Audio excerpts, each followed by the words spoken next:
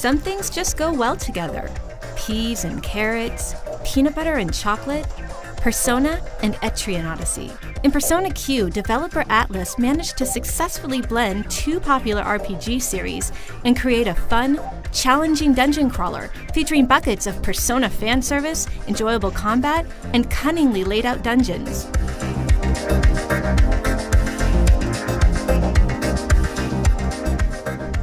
My favorite thing about Persona Q is the love it shows to longtime Persona fans like me.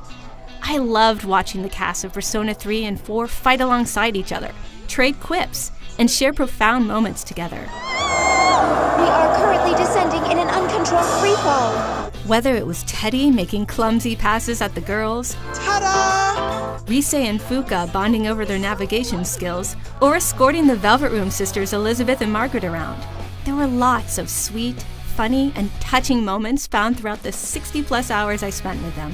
As great as the character interactions were, I was a little disappointed that the main story puts the spotlight entirely on newcomers Rei and Zen. That's not to say the story was bad, or the new characters weren't interesting, but it took way too long to find out who Zen and Rei were, and why helping them would allow the Persona teams to escape their imprisonment at Yasogami High. Zen? 4. There are 4 labyrinths here. Something is hidden in each one, and guardians are protecting them. Luckily, those labyrinths are fun to delve into, thanks to Persona Q's Etrian Odyssey style of dungeon exploration. I felt like a true explorer as I navigated puzzle-filled floors, and I even busted out a pen and paper to jot down things like the location of hidden passages, treasure chests, or puzzle hints that would allow me to bypass Herculean enemies called FOEs. It felt good using my brain to progress. That said, I do admit there were times when my patience started to fray, since I sometimes spent hours backtracking through a floor just to overcome an obstacle. That in turn meant fighting enemies over and over again, which got to be pretty repetitive. On the other hand, I felt incredibly smart whenever I managed to finish one of Persona Q's immense labyrinths. Of course, having good travel music is essential, which Persona Q has in spades. It's a fantastic mix of familiar tunes like the Velvet Room theme from Persona 3 and 4, and rockin' new songs like Maze of Life and Light the Fire Up in the Night. There were actually times when I would stop exploring just to listen to my favorite tracks.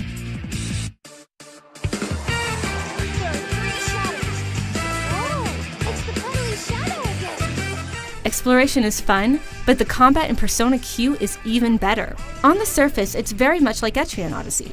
There are 5-member squads you can arrange in rows, lots of nice customization options, and a first-person perspective. But what's really great is how Persona's traditional combat system is cleverly woven into the turn-based action. Not only do characters use their normal personas to battle shadows, but they can equip one additional persona that will give them extra abilities and raises their health and skill points. Plus, by using the leader skill, I could have either Fuka or Rise use their special navigation skills to heal the party or speed up a character's turn. These new features gave me a wonderful array of ways to change up my battle tactics and exploit enemy weaknesses. It's a good thing, too, since even basic enemies in Persona Q are tough customers. Shadow of the Labyrinth takes a page right from Etrian Odyssey's playbook by dealing out lots of knockdown, drag-out fights.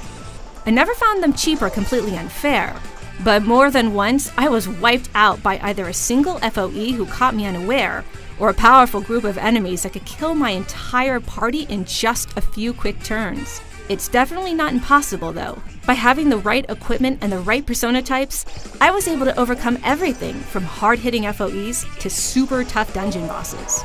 And my hard work was always rewarded with new persona cards and rare items.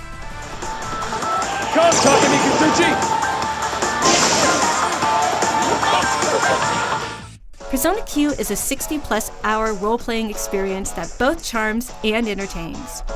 Though there were points when its puzzles completely stumped me, and the combat's steep difficulty level made me want to, well, launch my 3DS into orbit a few times.